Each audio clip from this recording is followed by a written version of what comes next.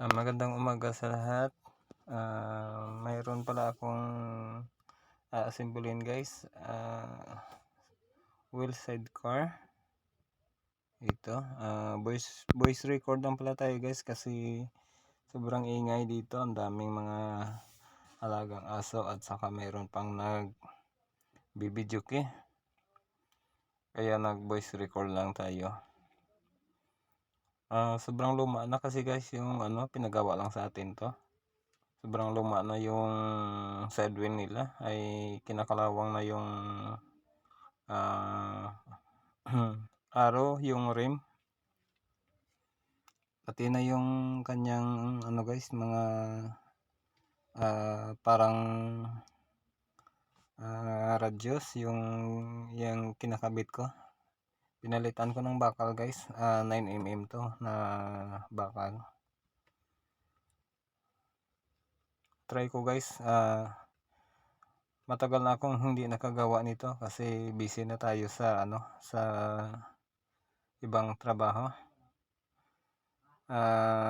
Nakiano lang yung kaibigan ko, sabi niya daw mahal daw magpagawa sa iba, kaya ako na lang yung nilapitan niya kasi alanganin daw yung budget niya.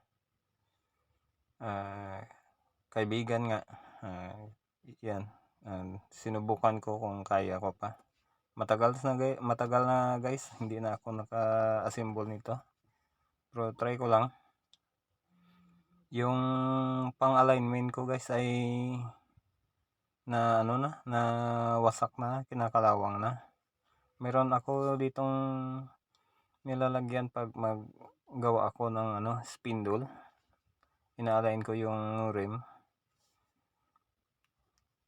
Pero ngayon ay DIY ko muna guys kasi wala na yung wala na yung wheel alignment ko na bakal. Ang ganda sana nun kasi andyan na lahat, pati yung spindle.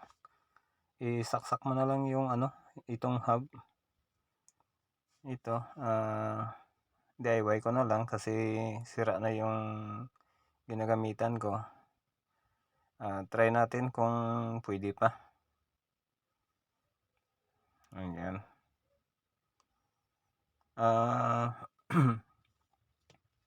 Voice record lang tayo guys kasi yung audio nito ay napakaingay, baka maka-copyright tayo. Matagal-tagal na rin hindi ako nakapag-upload kasi busy sa ibang work, ay bawal naman i-upload nun kasi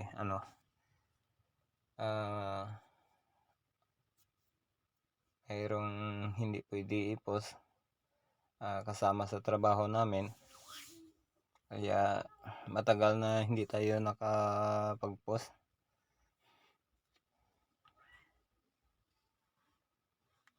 Sana sa makapanood nito ay makabigay ng kunting tip sa inyo kung gusto nyong gayahin.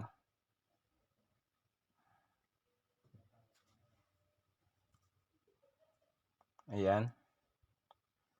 Malapit na matapos guys. Medyo mahaba-haba tong video.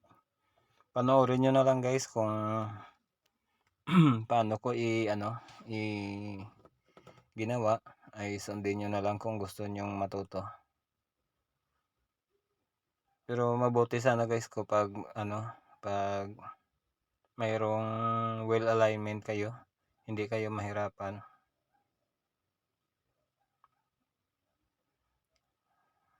Ayan.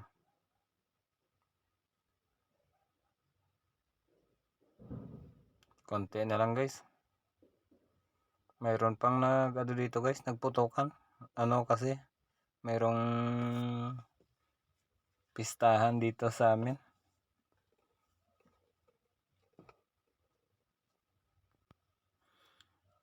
Mahaba-haba tong video natin guys, mga 7 minutes. Sundan nyo na lang yung natin guys, yung paano ko ginawa. Kung gusto nyong gayahin, ayan.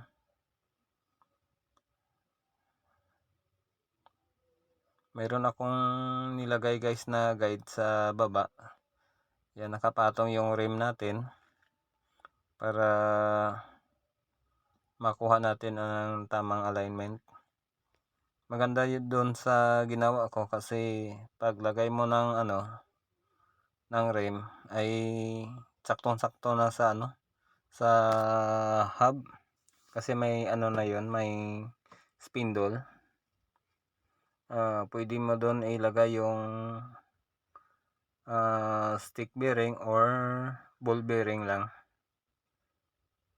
Dalawang klase ito guys yung ginawa ko kasi na sira na. Medyo matagal na, ilang taon na hindi na gamit. Napabayaan ko, andyan lang sa labas ng meron ako ditong shop na maliit. Kaya lang nilagyan ko ngayon ng mga sasakyan. Ang dami kasing nagpagawa dito guys. Kaya napabayaan kong iba akong gamit sa labas. Ay inuulanan lang sa labas. Hindi ko namalayan pala na kinalawang na. Yung spindle guys ay kinalawang din. Hindi na hindi na kayang ayusin pa kasi dat na sa kalawang. Pati yung nilagyan ko ng rim para hindi mag-utso-utso yung yung rim natin pag nilagyan natin ng bakal yung spindle. Sira na rin. Ito guys, malapit na matapos guys. I-full weld na lang natin.